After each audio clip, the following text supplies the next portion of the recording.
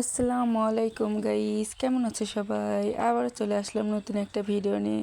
আসলে বেশ কিছুদিন ধরে ভিডিও দেওয়া হয়নি, আমি একটু অসুস্থ ছিলাম যার কারণে। আর এই তো সকাল সকাল কিন্তু নাস্তাটা সেরে নিচ্ছি। আর এই তো আমার বোন কিন্তু লজ্জা পেয়ে মুখটা ঢেকেই নিল। আমরা কিন্তু মূলত এখন যাচ্ছি বড় ভাইয়াদের বাসায় বেড়াতে না, আসলে আমাদের ছোট বউকে কিন্তু সাত খাওয়াতে যাচ্ছি। তার জন্য আমরাও কিন্তু অংশগ্রহণ করব সেখানে। এই জন্য কিন্তু সকাল সকাল নাস্তা সেরে চলে আসলাম। যেমন কথা তেমন কাজ। এই তো সবাই মিলে কিন্তু একটু হাই করে দিচ্ছি।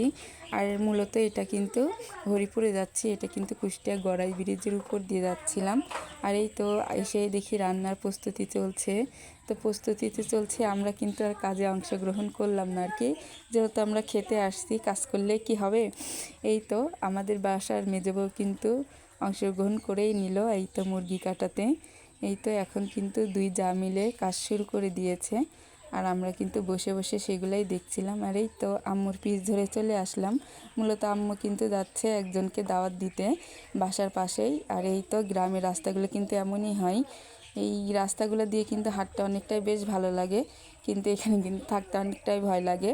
আসলে গ্রামের রাস্তা তো, রাত্রে অন্ধকার হয়ে যায়। হাই করে দিলাম তোমাদের সবাইকে একটু। আর এই তো দাওয়াত দিয়ে কিন্তু চলেও আসছি। আসে দেখি খুব বড় একটা মাছের মাথা ভাজা হচ্ছে এখানে। মূলত আসলে আমাদের ছোট বউকে কিন্তু সাত খাওয়াতে আসছিলাম, ওর জন্যই কিন্তু এতগুলো রান্নার অ্যারেঞ্জমেন্ট করা হচ্ছে। আর এই তো সাজাতে কিন্তু বসে গিয়েছি আমি। আর এই তো আমার ছোটো ভাই কিন্তু একটা ডিম নিয়ে খুবই দুষ্টামি করছিল আর কি, এই ডিমটা নাকি ওই খাবে। তো এই ডিমটা যেহেতু বোর জন্য, এই জন্য আর খেলো না আর কি। এই তো এগুলো কিন্তু এখন আমি সাজাতে বসে গিয়েছি, এক এক করে কিন্তু সবগুলোই সাজিয়ে নিয়েছি। এখানে কিন্তু অনেকগুলোই আইটেম আছে, যেমন রুই মাছের মাথা, বড়া, পটল ভাজি, বেগুন ভাজি, আরও অনেক কিছুই আছে। সেইগুলো এত কিছু না বলি, এক এক করে কিন্তু সাজিয়ে নেব, যেহেতু দুপুর হয়ে গিয়েছে, অনেকটাই দেরি হয়ে গিয়েছে। আসলে অনেকগুলো আইটেম তো, এই জন্য রান্না করতে করতে একটু লেট হয়ে গিয়েছে। ব্যাপার না, আমরাই তো। এই তো এখন কিন্তু এগুলো রেডি হয়ে গিয়েছে, এখন কিন্তু এইগুলা পরিবেশন করা হবে।